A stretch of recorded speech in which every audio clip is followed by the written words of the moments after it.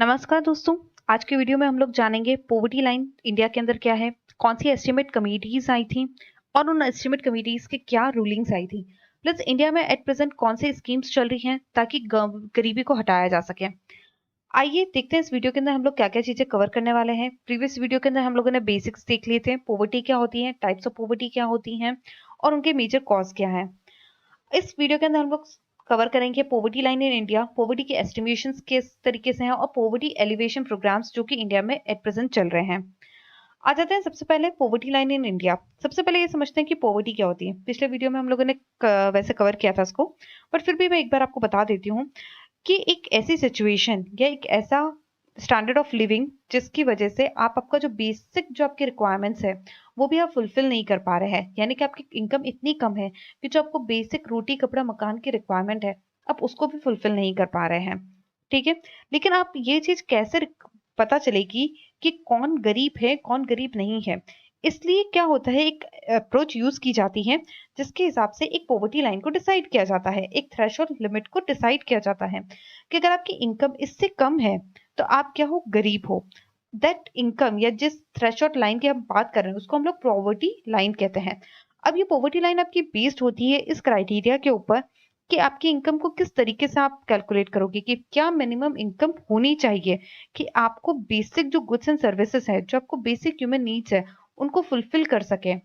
ऐसी सपोज अगर आपका खाने का खर्चा 10 रुपए है, 20 रुपए आपका अदर एक्सपेंस है, तो यानी कि 30 रुपए अगर आप कमा रहे हो दिन के, तो अगर आप 30 रुपए दिन के कमा रहे हो तो आप आपकी बेसिक नीड्स जो है उनको फुलफिल कर सकते हो। यानी कि 30 रुपए जो हो जाएगा वो आपकी थ्रेशोल्ड लिमिट हो जाएगी। और जो इंसान 30 रुपए के नीचे कमा रहे हैं वो सब गरीबी रेखा के नीचे माने जाएंगे, पॉवर्टी लाइन के नीचे माने जाएंगे। ओके, यहाँ तक क्लियर है। अब यहाँ पर एक कॉन्सेप्ट आ जाता है आपका पीएलबी का, that is poverty line basket. तो पॉवर्टी लाइन बास्केट का मतलब हो गया कि आपका basket of goods and services जो कि आपकी नेसेसरी है आपके बेसिक ह्यूमन नीड्स को सर्वाइव करने के लिए। अब इसमें क्या हो जाएगा भाई, जैसे कि सपोज आपके आ गया कपड़ा, ठीक है, रोटी, आपका घर, एजुकेशन, हेल्थ, तो ये ऑल टुगेदर जो बास्केट बन रही है आपकी उसको हम लोग पॉवर्टी लाइन बास्केट कहेंगे। अब आ जाते हैं कि भाई पॉवर्टी को क्या जरूरत है कि पॉवर्टी को हम लोग एस्टिमेट करें। सबसे पहली चीज तो ये देखना है कि जो गवर्नमेंट जो पॉलिसीज बना रही है, स्पेशली जो सोशल वेलफेयर स्कीम्स चला रही है, कि क्या वो सक्सेसफुल भी हैं या नहीं है, क्या उनके इम्पैक्ट हो रहे हैं या नहीं है।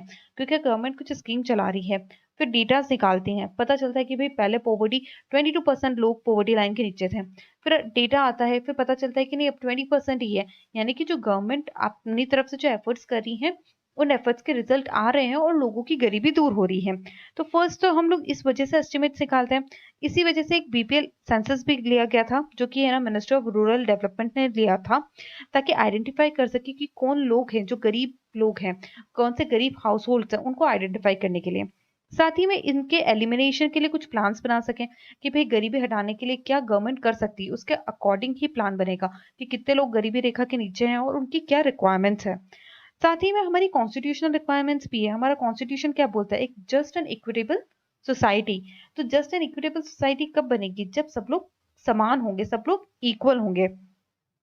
अगर हम लोग कमिटीज की बात की जाए या हम लोग सबसे पहले अगर हम लोग बात की जाए कि कब पॉवर्टी की बात कहाँ स्टार्ट होती है, तो सबसे पहले हम लोग आ जाते हैं दादा भाई नारोजी की एक बुक है, poverty and un-British rule in India. इसके अंदर सबसे अर्लीस्ट आपको पॉवर्टी लाइन के एस्टिमेशंस मिलते हैं। ये एग्जाम में क्वेश्चन पूछा गया है, इस बुक के ऊपर स्पेशली क्वेश्चन पूछा गया है कि किस में लिखा गया था, ये किसकी बुक के अंदर सबसे अर्लीस्ट आपको पॉवर्टी लाइन एलिमिनेशन के साक्ष्य मिलते हैं, तो वो है आपके दादा भाई नारोजी। फिर अगर हम लोग सिस्टमैटिक बात करें तो जो फर्स्ट पॉवर्टी लाइन जो थी उसको क्रिएट किया गया था इंडिया की प्लानिंग कमीशन ने 1970 के अंदर। ओके, फिर हम देखेंगे हमारे अदर जैसे कि तेंदुलकर रंगराजन कमिटीज जो आई थी, इनके बारे में भी हम लोग लेटर ऑन पढ़ते जाएंगे। जो आपका प्लानिंग कमीशन एक्सपर्ट कमेटी बनी थी 1962 के अंदर, उसी ने आपकी सेपरेट पॉवर्टी लाइंस बनाई थी आपके रूरल एंड अर्बन एरियाज के लिए। ये तो हम लोग जानते ही हैं भाई, अगर आप शहर में रह रहे हो तो आपके खर्चे अलग हैं भाई, यहाँ पर रेंट ज्यादा होता है, कॉस्ट ऑफ लिविंग ज्यादा है। वहीं अगर आप गांव में रह रहे हो तो आपकी कॉस्ट ऑफ लिविंग कम है। तो दोनों की जो पॉवर्टी लाइन होनी चाहिए वो भी अलग अलग होनी चाहिए। अब आ जाते हैं एक इंपॉर्टेंट थिंग के ऊपर जो कि है आपके वीएम दांडेकर एंड एन रथ। इन लोगों ने फर्स्ट टाइम सिस्टमैटिकली तरीके से पॉवर्टी को एस्टिमेट किया था। किसके बेसिस पे? आपके नेशनल सैंपल सर्विस के जो डाटा थे उसके बेसिस पे इन्होंने पॉवर्टी को एस्टिमेट किया था। और जब इन्होंने एस्टिमेशन किया था तब इन्होंने एक चीज को कंसिडर किया था। अभी तक क्या हो रहा था कि सिर्फ जो बेसिक मिनिमम क्राइटेरिया होता है रहने का, उसी के बेसिस पे पॉवर्टी लाइन को एस्टिमेट किया जा रहा था। लेकिन इन्होंने इस बात पे ध्यान दिया कि जो आपका मिनिमम कैलोरी रिक्वायरमेंट है वो आपका मिनिमम क्राइटेरिया होना चाहिए कि भाई एक इंसान को 200 कैलोरीज चाहिए, 2000 कैलोरीज चाहिए एक दिन में काम करने के लिए। बेसिक रिक्वायरमेंट है उसके बॉडी की। तो ये बेसिक रिक्वायरमेंट जो है उसको, ये 2000 कैलोरीज करने के लिए उसको कितना पैसा चाहिए, that should be your poverty line estimate. Okay, अब आ जाते हैं हम लोग डिफरेंट कमेटीज के ऊपर। सबसे पहले आ जाते हैं आगलकर कमेटी जो कि आपकी आई थी 1979 के अंदर। ये कमेटी क्या बोलती है? इस कमेटी का भी मेन फोकस आपका न्यूट्रिशन के ऊपर ही था कि भाई आपकी जो न्यूट्रिशनल रिक्वायरमेंट है वो अगर फुलफिल हो रही है तो उनको फुलफिल करने के लिए जो पैसा लग रहा है that should be your poverty line estimate. Okay, वो आपकी पॉवर्टी लाइन होनी चाहिए। इसके बाद आ जाती है लकड़वाला कमेटी। लकड़वाला कमेटी ने भी इसी चीज पे फोकस किया, उन्होंने भी कैलोरी इंटेक पे ही फोकस किया है। तो कैलोरी इंटेक जो था वो मेजर रोल प्ले करता है आपके पॉवर्टी लाइन के एस्टिमेशन के ऊपर। लकड़वाला कमेटी के टाइम पे इंडिया की जो पॉवर्टी लाइन थी ये आई थी 2004-5 की बात की जाए तो उस टाइम पे आपका 27% के अराउंड, 27.5% के अराउंड लोग पॉवर्टी लाइन के नीचे रह रहे थे। अच्छा, अब ये जो इनको कैलोरी आपका है ना इंटेक पे हम लोगों था, इसके लिए अब उन्होंने क्या डेटा को साक्ष्य माना कि भाई किन लोगों के डेटा को मारा। तो इन्होंने सीपीआई को बेस लिया।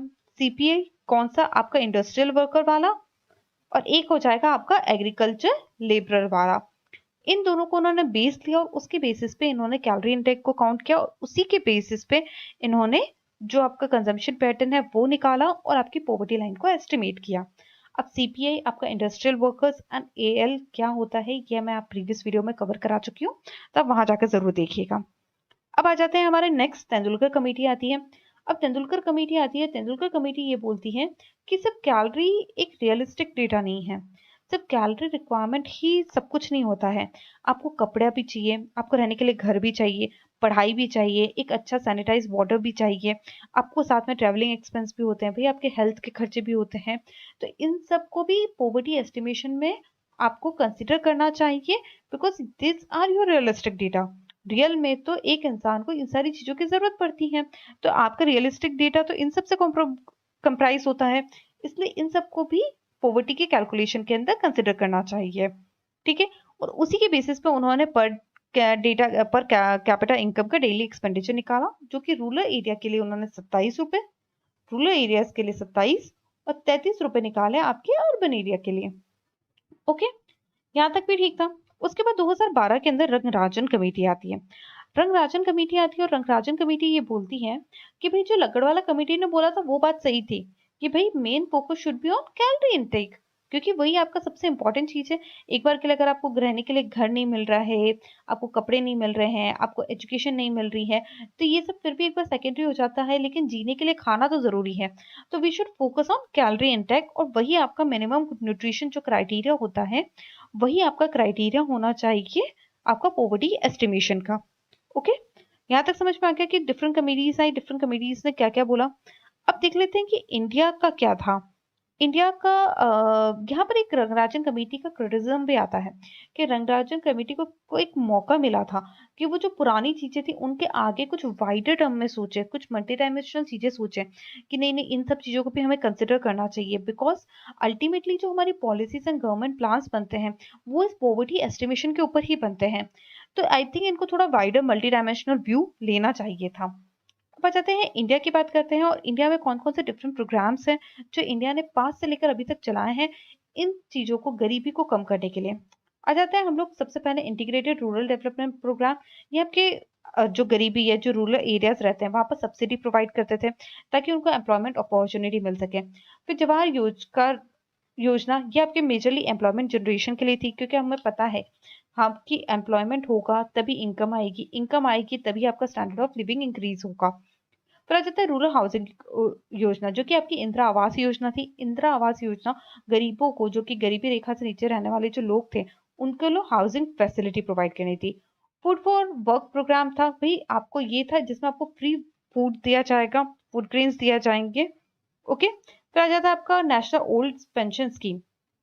अब ये क्या था भाई, आप लोग एक सर्टेन एज तक तो फिर भी रोज मजदूरी करके कमाया जा सकता है, लेकिन एक इंसान है भाई, गरीब हो गया, 80 साल का हो गया है, अब 80 साल का होने पर वो कहाँ मजदूरी करने जाएगा, क्या कमाने जाएगा, तो उसका खर्चा कैसे चलेगा, वो क्या खाएगा। इसको दूर करने के लिए सरकार क्या कहती है, 80 साल के ऊपर के वृद्ध जो लोग रहते हैं उनको हर महीने पेंशन देती है, कुछ 500 रुपए के अराउंड हर मंथ पेंशन देती है, ताकि उनका जो बेसिक खर्चा है वो चल सके।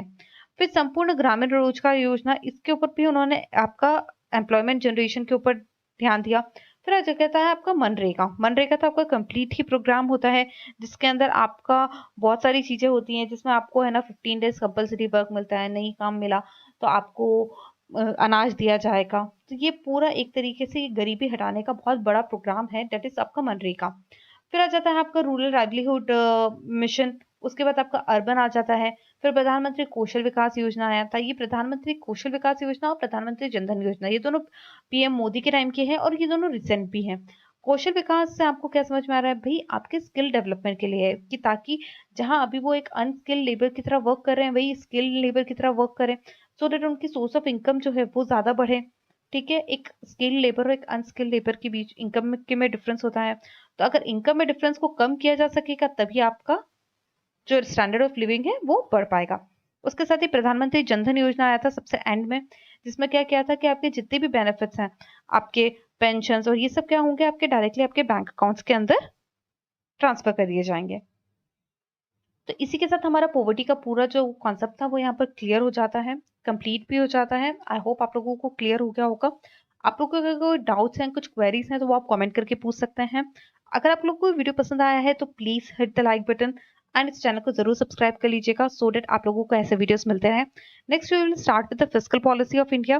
साथ ही में हम लोग अभी फिस्कल पॉलिसी से पहले हम लोग ज्योग्राफी के कुछ लेसन लेने वाले हैं, आपका मॉनसून एंड आपके क्लाइमेट रीजन्स को हम लोग लेने वाले हैं। तो आप हमारे ज्योग्राफी के वीडियोस भी जाकर जरूर देखिएगा। मिलते हैं नेक्स्ट वीडियो में, तब तक के लिए बाय बाय।